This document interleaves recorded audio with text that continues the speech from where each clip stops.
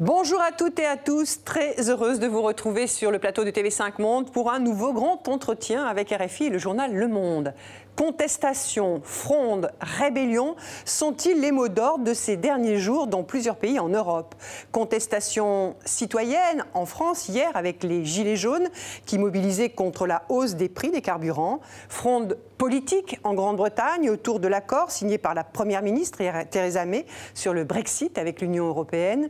Rébellion des populistes et de l'extrême droite au pouvoir en Italie qui défie l'Europe avec l'envol de son budget déficitaire. Nous allons décrypter ces actualités. Ont-elles notamment un dénominateur commun?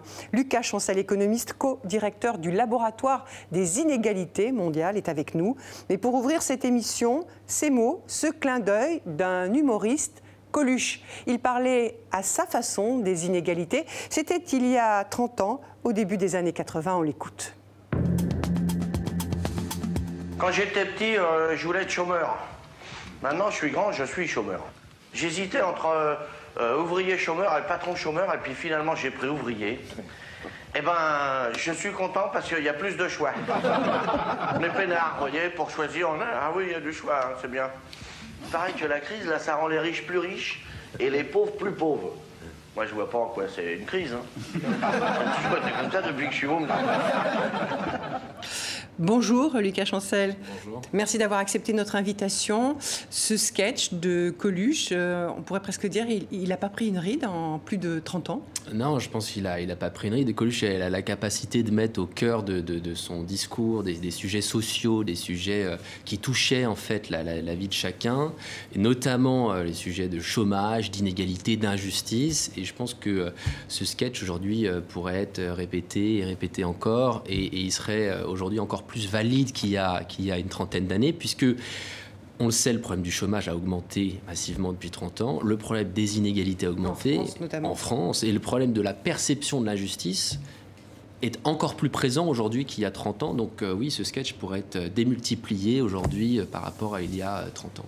Alors on va revenir sur tous ces sujets, mais avant de poursuivre cet entretien avec RFI et le journal Le Monde, une photographie avec ce focus sur l'état des inégalités dans le monde avec May Valo et Marco Mormil.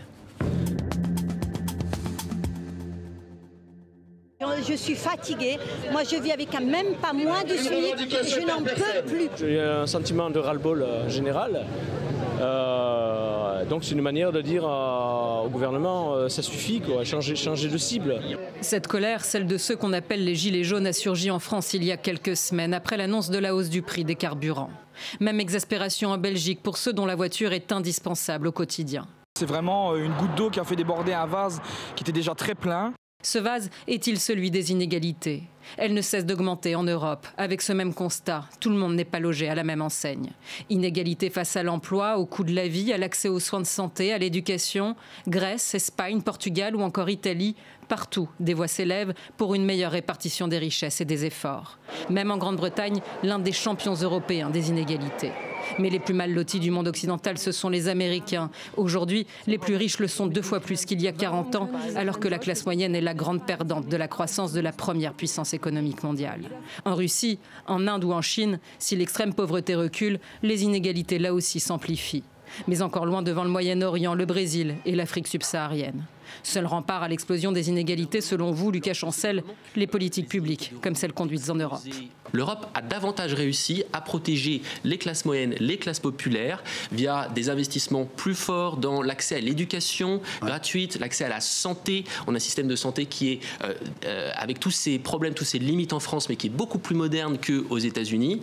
Et si se battre contre les inégalités était devenu aujourd'hui un enjeu de démocratie, à l'heure où le nationalisme et le populisme séduisent de plus en plus dans les pays les plus riches. Lucas Chancel, Sophie Malibaud de RFI et Philippe Ricard du journal Le Monde nous ont rejoints. Bonjour. Ce que l'on a beaucoup entendu hier dans les personnes qui étaient interviewées, les Gilets jaunes en France, c'est au-delà de la difficulté des fins de mois, c'est ce ressenti, ce sentiment d'injustice, d'inégalité. Comment peut-on l'expliquer? Vous soulignez vous-même que la France n'est pas le pays d'Europe qui a vu ces inégalités, même si elles progressent, qui les a vues progresser le plus. Alors déjà, oui, sur le contexte mondial, on l'a vu dans la petite vidéo, les inégalités augmentent au niveau mondial, elles explosent dans certains pays, aux États-Unis, en Angleterre, elles augmentent un peu moins rapidement dans un pays comme la France, comme l'Allemagne, mais il y a quand même une hausse généralisée dans les pays riches de ces inégalités. L'une des conclusions des travaux qu'on mène avec cette centaine de chercheurs réunis au sein du laboratoire sur les inégalités mondiales, que je co-dirige avec Thomas Piketty, Emmanuel Saez, Gabriel Zucman, c'est de dire que tout ça n'est pas une fatalité, que derrière il y a eu des choix politiques qui ont été faits de manière différente dans certains pays pour s'adapter à la mondialisation. Mais pour les Gilets jaunes qui hier exprimaient vraiment ce sentiment, comment on peut expliquer qu'en France ce ressenti soit aussi fort ? Alors, j'y arrivais justement. Les Français ne se comparent pas forcément à ce qui se passe aux États-Unis. C'est-à-dire qu'il y a une explosion des inégalités aux États-Unis. Les Français ne vont pas se dire « Ah, c'est vraiment beaucoup mieux en France qu'aux États-Unis ». Les gens se comparent par rapport à leur situation, à leur vécu, peut-être il y a quelques années, par rapport à ce que vivaient leurs parents. Et ce qu'on observe en France, c'est malgré tout une hausse de ces inégalités. C'est aussi une hausse de son sentiment d'injustice fiscale. C'est-à-dire qu'aujourd'hui, on est dans cette situation totalement paradoxale. Vous avez le café du coin de la rue qui paye moins d'impôts que Starbucks. Vous avez le libraire de votre quartier qui paye moins d'impôts qu'Amazon.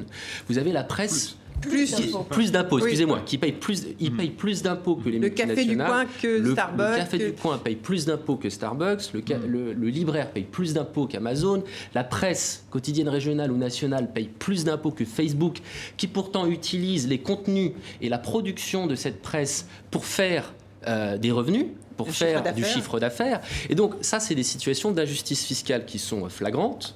Et dans ce contexte-là, vous avez une programmation fiscale et budgétaire en 2018 et 2019, programmée par le gouvernement, qui consiste essentiellement à nous dire, si on ne continue pas à faire encore plus de cadeaux fiscaux pour les gagnants de la mondialisation, alors on ne pourra pas créer de l'emploi, et on ne pourra pas avoir une économie prospère. Donc il faut continuer à réduire les taux de taxation des plus riches pour faire de la croissance.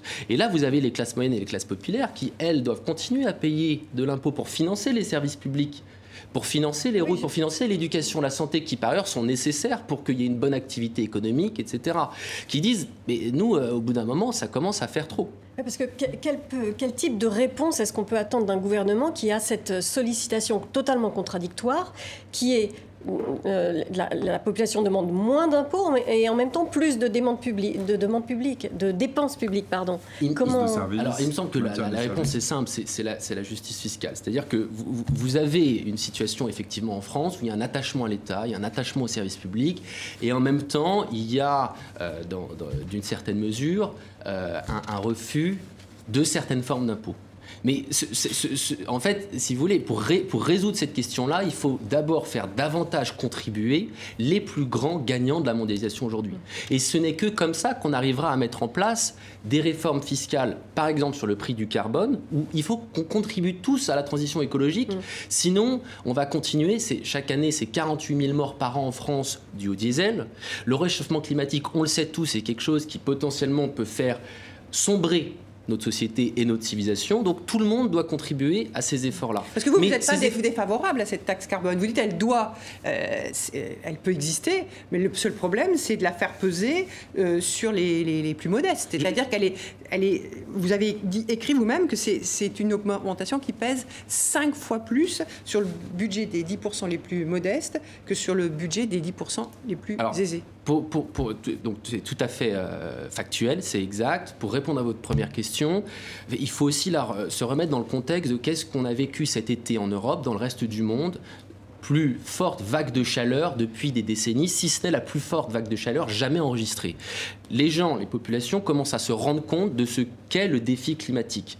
En France, le défi climatique, c'est quoi? C'est potentiellement le climat de l'Afrique du Nord à Marseille et à Lyon. C'est le climat de Toulon à Paris. C'est ça qui nous guette. Et on voit ce qui se passe en Californie. Pour l'instant, les gens n'ont pas ce type d'urgence en tête. Ce qu'on voit bien sur les barricades là, des Gilets jaunes, c'est comment boucler les fins de mois. Donc j'y viens. C'est-à-dire que je pense qu'on est quand même en train collectivement de se rendre compte de l'urgence climatique, ce qui n'était peut-être pas le cas il y a 2 ans, il y a 3 ans, il y a 10 ans.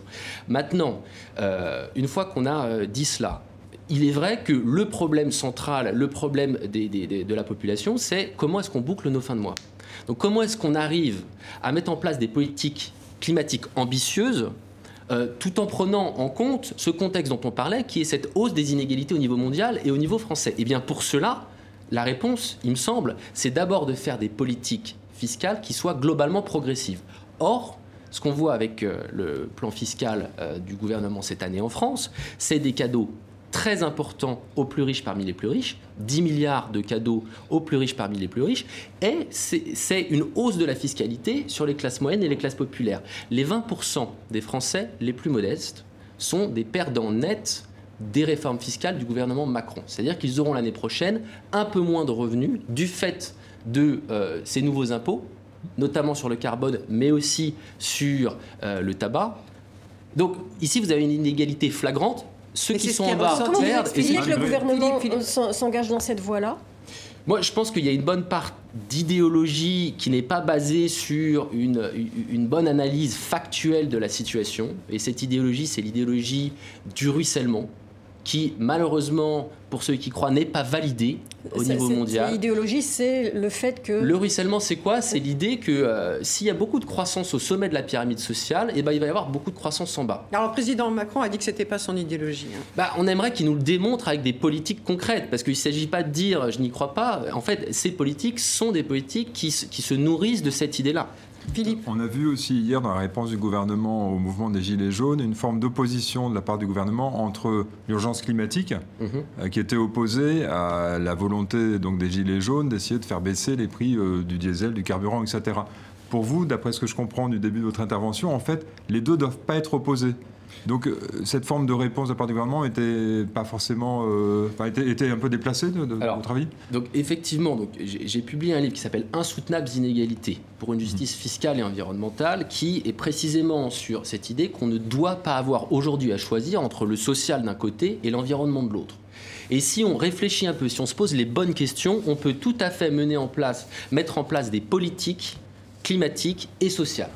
Le gouvernement, cette année, a décidé d'avancer dans la mise en place d'une politique climatique qui est, telle qu'elle a été faite, antisociale. Pourquoi ? Parce qu'elle... à quoi concrètement, effectivement ? Donc c'est ce qu'on disait tout à l'heure, c'est-à-dire que cette taxe carbone pèse de manière disproportionnée sur les classes moyennes et les classes populaires. 5 fois plus sur les classes moyennes et populaires que sur les classes aisées. Une manière de gérer ça, c'est de faire une fiscalité progressive, donc plus juste, c'est de faire davantage contribuer les multinationales, davantage contribuer les gagnants de la mondialisation, pour alléger un peu l'effort qui pèse sur les classes populaires et les classes moyennes. Et si vous faites ça, vous avez beaucoup moins de sentiment d'injustice et vous avez une population qui est davantage encline à accepter des transformations de leur mode de vie pour résoudre ce problème climatique. Les mesures annoncées par Édouard Philippe cette semaine en Conseil des ministres, est-ce qu'elles vont dans le bon sens ? Est-ce qu'elles vont permettre, selon vous, de rétablir un peu d'égalité ? Les chèques énergie, la prime à l'achat d'un nouveau véhicule moins polluant, etc. Est-ce que ça va dans le bon sens ? Est-ce que ça va atténuer Alors, premier élément de réponse, on aurait quand même aimé que le gouvernement se pose ces questions-là avant de mettre en place cette réforme. Et je ne suis pas le seul à le dire. Il n'y a pas que les chercheurs qui le disent. Et il y a des membres de la majorité gouvernementale qui s'inquiétaient de cela depuis 6 mois, depuis 1 an, qui sont d'ailleurs allés voir des chercheurs pour leur dire qu'est-ce qu'on peut proposer. Les chercheurs ont fait des propositions. Ça a été mis le de côté. gouvernement n'a pas voulu prendre ça en compte. Est-ce que ça va dans le bon sens ? Il me semble que oui, mais on n'est pas encore suffisamment dans une réponse cohérente qui prend en compte vraiment l'urgence sociale actuelle. C'est-à-dire que vous avez 4 milliards d'impôts en plus sur la fiscalité énergétique cette année. Vous avez une réponse du gouvernement qui est de dire on va prendre sur ces 4 milliards 1 milliard pour aider à la transition écologique et accompagner les ménages et les entreprises qui sont contraintes. 1 milliard sur 4, les plus modestes, c'est quand même très peu. Le gouvernement rajoute 500 millions, en tout cas c'est ça qui a été prévu, donc on a chiffré. 1 milliard 500 millions, toujours sur 4 milliards de plus. Est-ce que c'est suffisant ? Il me semble qu'on est encore loin du compte aujourd'hui. Et l'année prochaine, on aura encore 4 milliards de plus de fiscalité énergétique. Encore une fois, c'est nécessaire. Mais ce qu'on veut, c'est des mesures d'accompagnement qui soient beaucoup plus ambitieuses que ce que nous propose pour les plus modestes et pour ceux qui sont contraints. Absolument. Avec cette taxe carbone. Qu'est-ce que vous pensez, par exemple, il y a les réponses franco-françaises dont on vient de parler, il y a aussi des initiatives pour essayer de taxer davantage les grands groupes multinationaux type Google, Facebook, la fameuse taxation des GAFA, portée par le gouvernement français avec beaucoup de difficultés au niveau européen.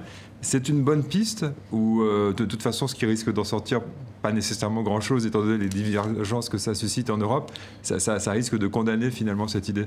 Alors là potentiellement, on peut rentrer dans une discussion un peu technique, mais ce qui est proposé aujourd'hui, c'est une taxation sur le chiffre d'affaires, alors que jusque-là, la taxation des entreprises reposait sur les bénéfices. Et comme tous ceux qui sont en lien avec des entreprises ou des chefs d'entreprise savent qu'on peut avoir un chiffre d'affaires important et pas de bénéfices. Et donc, faire reposer la taxation des entreprises sur le chiffre d'affaires peut créer de nouvelles injustices entre des entreprises qui sont bénéficiaires et d'autres qui ne le sont pas. Mais le principe de taxer ces grandes entreprises, pour vous, c'est bien? Il est nécessaire. La question, c'est comment on le fait. Et est-ce qu'on attend de se mettre d'accord à 27 pour avancer dans cette voie-là? Ou est-ce qu'on arrive à avoir des avancées qui peuvent se faire soit au niveau national, et ça, c'est la proposition, par exemple, de modifier l'assiette de taxation des entreprises. C'est-à-dire que l'année prochaine, si la France le voulait, sans attendre ses voisins européens, pourrait redéfinir l'assiette de taxation de Google, d'Amazon, de Facebook, pour que ces entreprises arrêtent de déclarer leurs bénéfices en Irlande, au Luxembourg ou dans d'autres paradis fiscaux au sein de l'Europe. Ça, c'est possible au niveau national et on peut le faire tout seul. Maintenant, on serait encore plus efficace si on arrivait à plusieurs pays européens à rehausser l'impôt sur les sociétés. L'impôt sur les sociétés était de 40% en moyenne au niveau européen en 1980. Il a baissé à 22% aujourd'hui. Le gouvernement français a lui-même décidé de réduire cet impôt sur les sociétés en France de 33 à 25%. Mais il participe. Il y a ce problème de chômage. Oui, c'est pour favoriser quand même les l'emploi. investisseurs. C'est pas un bon calcul. Donc ça, c'est la logique. Seulement, où est-ce qu'on ira une fois qu'on sera à 25? On nous dira, mais il y a encore du chômage. Le chômage, il ne réduit pas, en tout cas, on n'arrive pas à démontrer factuellement que le chômage se réduit quand il y a une baisse généralisée de ces impôts sur les sociétés en Europe. C'est ce qu'on observe depuis une dizaine d'années. Sauf que la logique, c'est quoi? C'est qu'une fois qu'on est à 25, on va encore devoir descendre à 10 et à 4, parce qu'aujourd'hui, le taux d'IS, d'impôt sur les sociétés en Irlande, il est de 4%. Donc si vraiment on suit dans cette logique-là pour créer du chômage en France, on va devoir baisser notre impôt sur les sociétés. Créer du chômage, créer de l'emploi, décidément.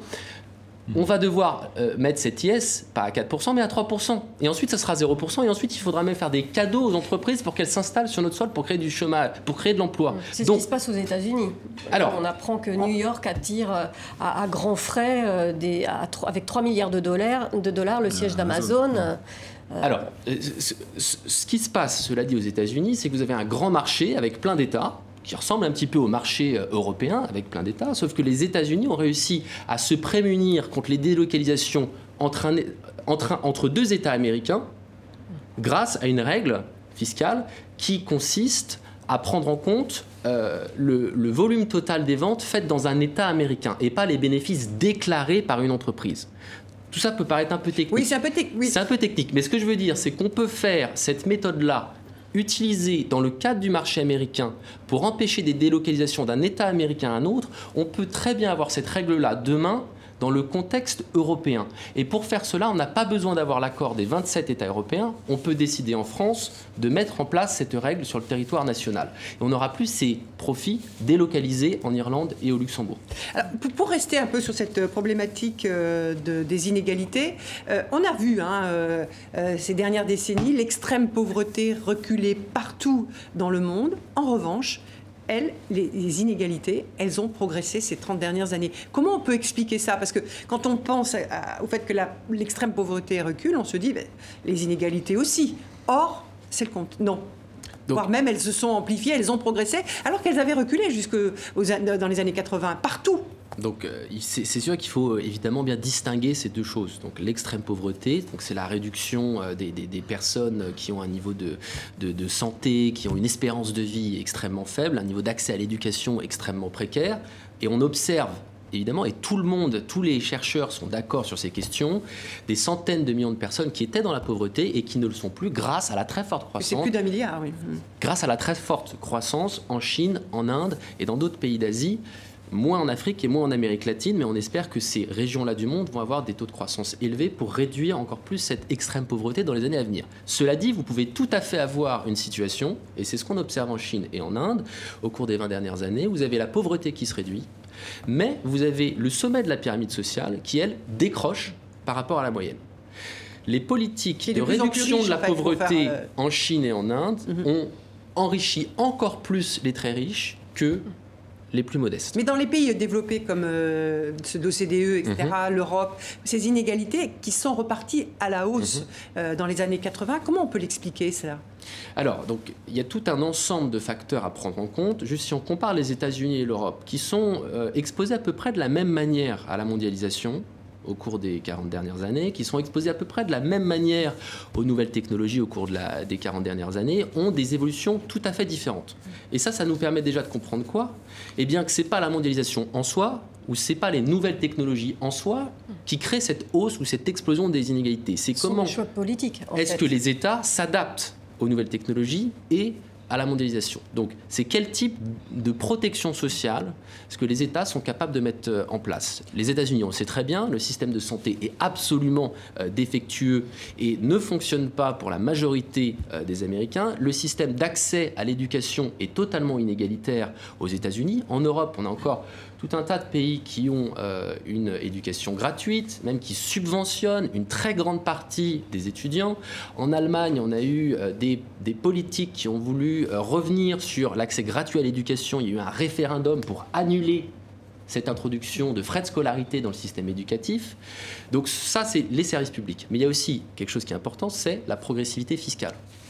Et on voit que la progressivité fiscale, qui est quoi ? Qui est l'impôt juste, a été réduite de manière beaucoup plus forte aux États-Unis que dans d'autres pays européens qui ont mieux contenu la hausse des inégalités. Donc c'est les politiques publiques politique fiscale, politique service public. Et troisième chose, c'est sur le marché du travail.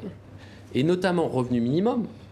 Les États-Unis ont aujourd'hui un revenu minimum qui est 30% plus faible aujourd'hui qu'il ne l'était dans les années 60. Il est plus faible aujourd'hui que dans les années 60. En France, le revenu minimum a augmenté de x5 sur la même période. Le taux de chômage, notamment quand on voit ce qui se passe aux États-Unis, où on est dans un pays en situation de plein emploi, le taux de chômage n'est pas si important que ça, finalement. Je pense que si le taux de chômage était... le fait que les États-Unis aient un taux de chômage très faible, même sous Obama, n'a pas empêché le cataclysme politique qu'est l'élection de Donald Trump. Pourquoi ? Parce que vous avez tout un tas d'Américains qui travaillent, mais dans des situations extrêmement précaires, avec un revenu extrêmement faible. Les 50% les plus pauvres aux États-Unis, depuis 1980, quelle part de la croissance est-ce qu'ils ont eu ? Presque 0%. Le revenu moyen de la moitié la plus basse aux États-Unis, par adulte, c'était $16 000 en 1980. Aujourd'hui, c'est $16 000. Je voudrais juste qu'on montre qu'on écoute un petit extrait qui concerne la Silicon Valley, qui illustre ce que vous venez de nous dire, Lucas Chancel. On regarde cet extrait sur la Silicon Valley. Le soleil toute l'année, des résidences de luxe, des salaires mirobolants. La Silicon Valley, temple de l'innovation technologique, là où les entreprises les plus riches du monde ont leur siège social. Ici, un simple pavillon se vend 2 millions d'euros. Ici aussi, dans cette rue à l'abri des regards, une voiture est garée là depuis 7 mois. C'est là que dort Laurie, 58 ans. Dans 1 heure, elle sera au travail. Son métier, aide-soignante. Son employeur ne sait pas qu'elle vit dans sa voiture. Je lui ai juste donné une boîte postale parce que si elle connaissait la vérité, je pense qu'elle trouverait cela indécent. Je ne sais pas quelle est la solution, à moins de demander aux riches d'arrêter de s'enrichir autant. Laurie fait partie des milliers de travailleurs pauvres victimes de la crise du logement. Spectacle saisissant, des enfilades de caravanes à seulement quelques encablures des quartiers résidentiels. La Silicon Valley détient un triste record, le plus fort taux de sans-abri et la plus grande concentration de richesses. Philippe. Pour vous, il y a un lien direct entre ce qu'on constate là, ces files de caravanes, et l'élection de Donald Trump, c'est-à-dire que les inégalités qui se creusent, ça veut dire une montée en puissance des partis populistes, des démagogues, on va dire, d'extrême droite notamment. Tout à fait. Je pense que quand vous avez toute une classe de la population américaine dont le revenu stagne ou même décroît, sur certaines catégories de la population, donc les blancs entre 35 et 50 ans, donc en âge de travailler, leur revenu décroît légèrement depuis 1980. dans un pays où la croissance, elle, est mirobolante sur la même période. Donc il y a des gens qui sont complètement exclus du processus de création de richesse. Ça ne peut que créer des mécontentements extrêmes, et ceux qui arrivent à bâtir un discours politique sur la base de ces mécontentements ont d'autant plus de chances de l'emporter. On constate aux États-Unis, comme en Europe, d'une certaine façon. On le constate aussi en Europe. On a des études chiffrées, quantitatives, qui nous montrent notamment que le vote Brexit est plus fort, a été plus fort là où les mesures d'austérité ont été les plus fortes au Royaume-Uni. Donc on a un lien direct là entre conditions économiques et baisse des niveaux de vie de certaines parties de la population et vote pour le Brexit. Et comment peuvent réagir les autorités dans la mesure où le patrimoine public, lui, est en constante baisse? Il y a de moins en moins d'argent public, donc de moins en moins de marge de manœuvre de la part des gouvernements. Alors effectivement, c'est une autre donnée importante à avoir en tête. On est dans des nations, dans des États, dans des pays qui sont de plus en plus riches, mais les gouvernements, eux, sont de plus en plus pauvres.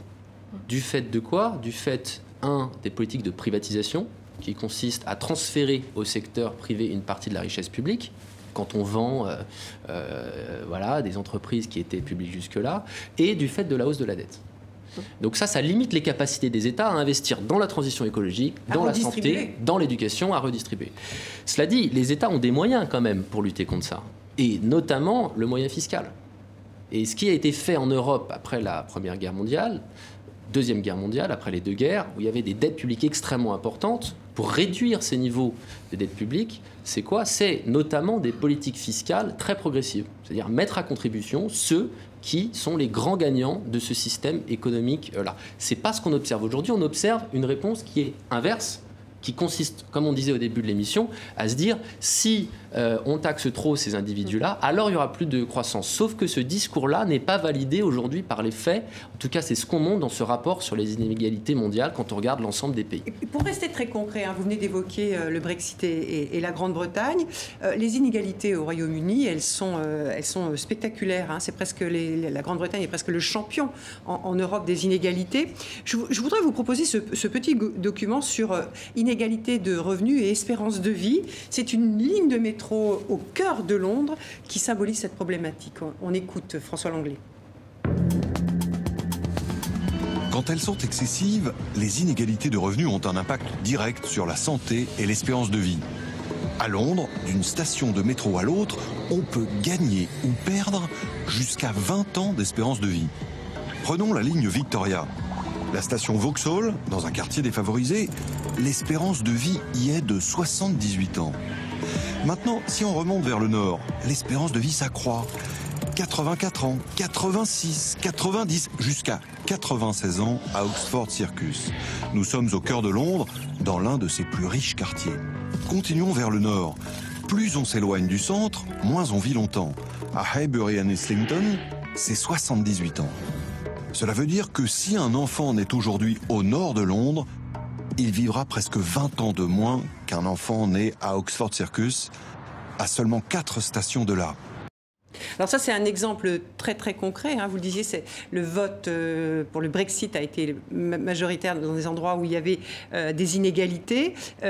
Alors aujourd'hui, qu'est-ce qui peut se passer? Parce qu'on voit que c'est très contesté, cette affaire d'accord, etc. Est-ce que ces inégalités pèsent encore aujourd'hui dans le débat tel qu'il s'exprime en Grande-Bretagne?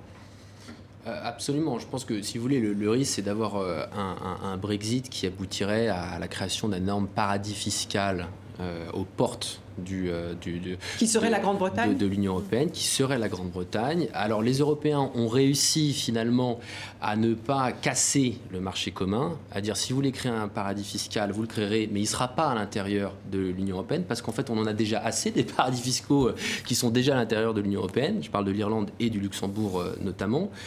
Maintenant, ce qui va se passer concrètement, tout va dépendre de la politique, la tambouille politique interne au Royaume-Uni. Est-ce que les conservateurs vont rester au pouvoir, ou est-ce que les travaillistes vont prendre le pouvoir? Et comment est-ce que le Brexit va être mis en place? Tout dépendra de la majorité. Mais les inégalités, elles pèsent dans ce débat? Mais les inégalités, elles sont centrales. Si vous voulez, aujourd'hui, si vous avez un parti travailliste qui est aussi fort et qui peut remporter les élections quand elles auront lieu, Écoutez, c'est largement pour cette question d'inégalité, d'injustice fiscale, de baisse des services publics en Angleterre, de mesures d'austérité qui sont extrêmement fortes, qui ont contribué à aussi réduire, si vous voulez, l'espérance de vie de certaines catégories de la population. On l'observe aussi aux États-Unis, où on observe aujourd'hui une baisse de l'espérance de vie pour certaines catégories de la population, ce qui est tout à fait dramatique dans un pays riche. Et les solutions qu'apporte par exemple quelqu'un comme Jeremy Corbyn, le chef du Parti travailliste, susceptible de gagner les élections s'il y en avait de nouvelles au Royaume-Uni,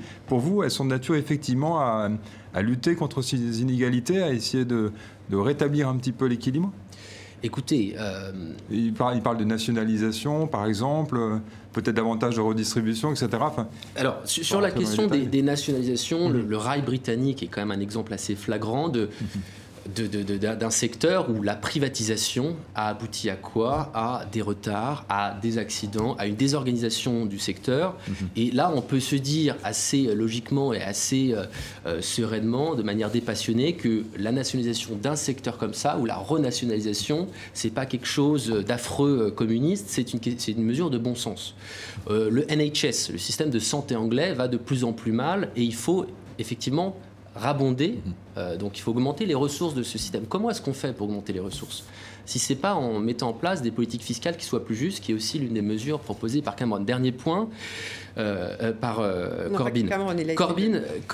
Corbyn veut aussi mettre en place une mesure qui me semble extrêmement utile et importante, qu'on observe d'ailleurs en Allemagne, et on observe ça aussi dans les pays du nord de l'Europe, et c'est aussi pour ça que ces pays fonctionnent bien du point de vue économique.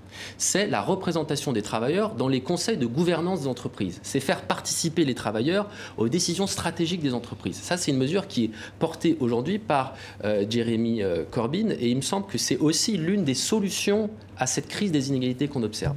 Est-ce qu'il y a moyen, en fait, de résorber un peu ces inégalités en Europe si les pays ne font pas un effort supplémentaire dans le sens de l'harmonisation fiscale? Alors, je suis tout à fait d'accord avec vous. C'est la grande question européenne aujourd'hui. Comment est-ce qu'on arrive à mettre les pays d'accord pour empêcher cette course mortifère vers le bas à la baisse de la fiscalité sur les entreprises, la baisse de la fiscalité sur les hauts revenus du patrimoine et sur les hauts revenus du travail. Parce que si on n'arrive pas à faire ça, les États n'auront plus aucune ressource pour investir dans ce qui fait aujourd'hui le bien commun européen, c'est la qualité de notre éducation, la qualité de notre système de santé, la qualité de notre environnement jusqu'à présent. Donc comment est-ce qu'on arrive à faire ça? Est-ce qu'on y arrive à faire ça dans le cadre de l'Europe à 27 ? Les choses ont l'air quand même un peu bloquées, malheureusement. Est-ce qu'on peut inventer des formes d'évolution qui sont un peu parallèles?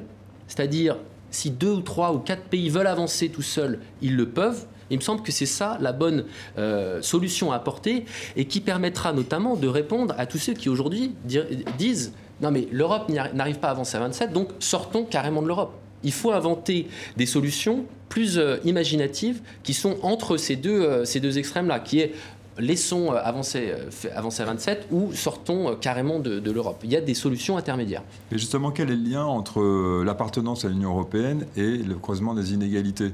On voit que le pays du Brexit a décidé, notamment parce que des inégalités se creusaient, est-ce que de sortir de l'Union européenne, ça va leur permettre de lutter efficacement contre ce creusement ou pas? Est-ce qu'il y a un lien direct comme ça ou pas, étant donné la concurrence que se livrent les différents États européens aussi? Ce qui se passe, si tous les pays sortent de l'Union européenne, on va se retrouver dans la situation dans laquelle on était avant la création du marché unique, avec des politiques de concurrence fiscale totale, de dévaluation monétaire pour retrouver de la compétitivité. Et ça va se faire au détriment des travailleurs, ça va se faire au détriment des classes populaires et des classes moyennes. Donc la solution, à mon sens, c'est pas du tout d'aller vers moins de collaboration, moins d'harmonisation, mais c'est d'avoir une collaboration et une harmonisation fiscale qui soit en faveur des classes moyennes et populaires. Or, aujourd'hui, ce n'est pas le cas. C'est-à-dire que l'Union européenne contraint les États qui veulent mettre en place des politiques fiscales ambitieuses. Et donc, il faut inverser cette logique. Ce qu'on voit d'ailleurs, c'est que l'Italie ne souhaite pas sortir de la zone euro. Non, je pense que l'Italie est attachée à l'Union européenne, mais il faut absolument qu'on trouve, pour répondre aux populistes qui aujourd'hui veulent faire exploser cette construction-là, des politiques fiscales qui soient pro-justice sociale et des solutions Il y en a. Alors justement, vous parlez de l'Italie, le problème de la nécessité d'une harmonisation des politiques fiscales, mais l'Italie, là, mène une fronde en Europe en affichant la volonté d'un déficit budgétaire très important contre l'avis de la Commission européenne. Est-ce que, donc on voit que c'est très compliqué d'avoir des politiques communes, est-ce que vous faites une corrélation directe entre ces politiques voulues par l'Italie, cette montée du nationalisme, des populismes et la progression des inégalités? Écoutez, en fait, on sort on a eu une crise du secteur privé qui s'est décalée dans une crise du secteur public, puisque les États ont racheté une partie de la dette du secteur privé, et c'est aussi largement pour ça que les États sont aujourd'hui aussi endettés. Et puis ensuite, on a une Union européenne qui est pas capable d'aider ces États qui se sont endettés pour empêcher l'explosion du système financier, et qui aujourd'hui ne sont pas en mesure d'aider ces États surendettés autrement qu'en leur disant réduisez vos dépenses publiques, sinon ça va pas aller. Et on voit les réponses sociales vis-à-vis de cette réponse-là. Quand l'Italie décide de ce déficit est qualifié d'excessif par la Commission européenne, est-ce que l'Italie, dans la politique avec un revenu universel voulu par le mouvement 5 étoiles, etc., est-ce qu'elle lutte contre les inégalités ? Écoutez, le revenu universel est une réponse possible sur les inégalités. Je pense qu'il y a un élément manquant dans la politique actuelle, c'est du côté des recettes. C'est-à-dire qu'il faut aussi financer ces dépenses-là, et il faut les financer de manière progressive et de manière juste. Or, aujourd'hui, ce n'est pas ce qu'on voit dans le budget et la réforme fiscale du gouvernement italien. Oui, ils sont pour une flat tax, une façon de finalement fiscaliser pas mal de revenus pour les plus riches aussi. Donc ça, c'est la réponse la plus inégalitaire qui soit, cette flat tax en Italie. Expliquons peut-être ce que c'est que cette Donc une flat tax, c'est quoi? C'est un taux identique pour tous les ménages. Or, la promesse de la modernité fiscale issue de la Révolution française, c'est de dire que plus vous êtes riche, plus vous allez contribuer en proportion de votre revenu à l'impôt. C'est ça la promesse de la modernité fiscale. Ce qu'ils font, c'est l'inverse de la progressivité. C'est l'inverse de la progressivité, c'est l'inverse de la modernité politique en Europe. Donc là, il y a un problème. Maintenant, cela dit, il faut aussi que les Européens arrivent à se mettre d'accord pour mutualiser une partie de ces dettes publiques. Sinon, on n'y arrivera pas. Et on sera encore là dans 15 ans à discuter de est-ce que l'Italie a une dette qui est trop importante ou pas. Et il faut vraiment qu'on arrive à se mettre d'accord, français, espagnol, italien et allemand, sur la mutualisation, pas de toute la dette, mais au moins d'une partie de ces dettes, pour permettre à ce que les pays qui ont un taux d'emprunt sur les marchés qui soit faible, de faire bénéficier de ce taux-là aux autres pays. Ça va redonner des capacités d'action au gouvernement, et ça va permettre aux jeunes générations de retrouver un espoir en l'avenir, ce qui est le problème de l'Union européenne actuelle. Et est-ce que la lutte contre l'évasion fiscale est aussi de nature à combler ce gap, ces inégalités? Est-ce que vous trouvez que les résultats ces derniers temps sont conséquents, ou est-ce que en fait, c'est juste de l'affichage? Non, il y a des avancées, clairement, mais on est loin d'être à la hauteur de l'enjeu et du risque d'implosion de cette union politique et économique.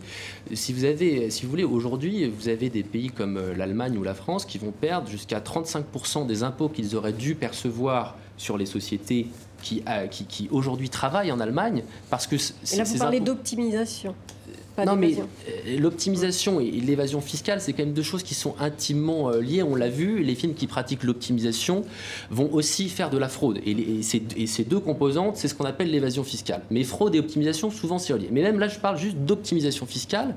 C'est pas normal qu'on ait au sein de l'Union européenne des paradis fiscaux comme le Luxembourg et l'Irlande qui viennent saper les ressources des grands pays. Les Allemands et les Français sont... perdants à ce jeu-là. Et les réponses qui existent, c'est ce qu'on discutait au début, la France pourrait modifier la règle de calcul des bénéfices des multinationales. Donc ça, c'est une mesure qu'on peut faire tout seul. Et l'autre mesure qu'il faut faire de manière coordonnée, c'est arrêter cette baisse de l'impôt sur les sociétés qu'on observe depuis 40 ans. Et ça, il faut que les grands pays se mettent d'accord, et on pourrait se mettre d'accord sans attendre les 27, parce que convaincre l'Irlande ou le Luxembourg, ça va être compliqué, puisqu'ils gagnent à ce jeu-là. Mais la France, l'Allemagne, l'Espagne, l'Italie pourraient avancer à 4 pour dire on arrête cette baisse et on va même rehausser l'impôt sur les sociétés au niveau européen et ça permettra... Mais tout partira en Irlande et au Luxembourg à ce moment-là. Au bout d'un moment, il y a aussi une bataille politique à mener contre ces pays en leur disant si vous continuez dans ce jeu-là, la construction européenne va imploser, va exploser. Et l'autre réponse, comme je disais... On a du mal à leur dire quand même. Hein. Pardon ? On a beaucoup de mal à leur dire. L'Irlande, par exemple, on la soutient énormément face aux Britanniques dans l'affaire du Brexit. On ne lui a jamais demandé ce genre de contrepartie. Même quand on est allé en soutien des banques et du gouvernement irlandais 2009 ou 2010, pendant la crise de la zone euro, on n'a pas été capable de leur demander de rehausser leur taux d'impôt sur les sociétés. Mais parce que de l'autre côté, on ne met pas sur la table des mesures de contrainte ou de réponse potentielle s'il y a un désaccord chez ces partenaires-là. La règle que je citais tout à l'heure, qui est de dire, en fait, on va modifier l'assiette de taxation des bénéfices des entreprises, que vous le vouliez ou non. Ça, c'est une manière de porter une contrainte et de convaincre ses partenaires que de toute façon, ils n'auront pas le choix. Et au début de ces émissions, on a entendu Coluche qui parlait de la question du chômage et que le chômage affecte généralement aussi les couches les plus populaires des économies européennes notamment. Je voudrais revenir à la question de l'Allemagne qui aujourd'hui est le modèle de réussite économique en Europe et qui a un taux de chômage extrêmement faible, 5%. Est-ce qu'on peut dire que la réussite du modèle allemand s'est construite au prix du renforcement des inégalités parce que ce pays a vu énormément croître les inégalités? En partie, l'essor de l'Allemagne s'est fait notamment au prix, de déséquilibres importants dans la construction européenne. C'est-à-dire que vous avez un pays qui s'est spécialisé dans l'export vers le reste du monde, et donc l'Allemagne, et vous avez d'autres pays européens qui se sont mis à acheter aussi beaucoup d'autres produits allemands. Donc c'est ce qui crée ces déficits commerciaux au sein de l'Union européenne. Ils ont une balance commerciale extrêmement... Premier point, donc déséquilibre macroéconomique européen, et deuxièmement, déséquilibre à l'intérieur de l'Allemagne, avec l'explosion des mini-jobs, avec l'explosion des gens qui ont plusieurs contrats en Allemagne.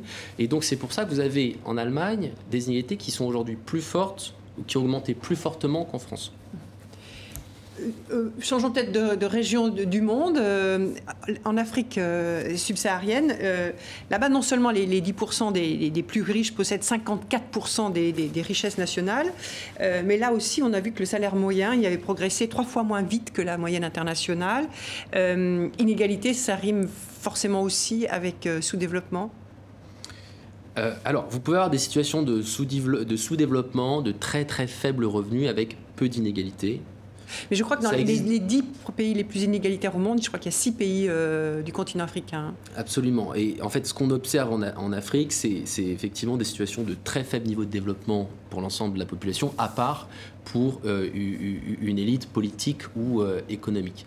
Vous avez ce phénomène qui est amplifié par des modèles de croissance ou de création de richesse, notamment basés sur les hydrocarbures dans certains pays, où vous avez une hausse des prix du pétrole, qui vont venir alimenter les revenus du gouvernement et de la plutocratie qui est au pouvoir ou de l'élite économique. Et ça ne percole pas vers les classes populaires comme on voudrait que ça percole. Donc ici, vous avez une croissance qui est extrêmement concentrée, une croissance qui est liée à l'utilisation de ressources naturelles, que ce soit pétrole, gaz ou minerais dans d'autres États. Donc il s'agit ici de repenser les modèles de croissance de ces pays africains. Et souvent, excusez-moi, ces multinationales qui exploitent ce pétrole ne sont pas africaines, elles sont européennes ou elles sont américaines.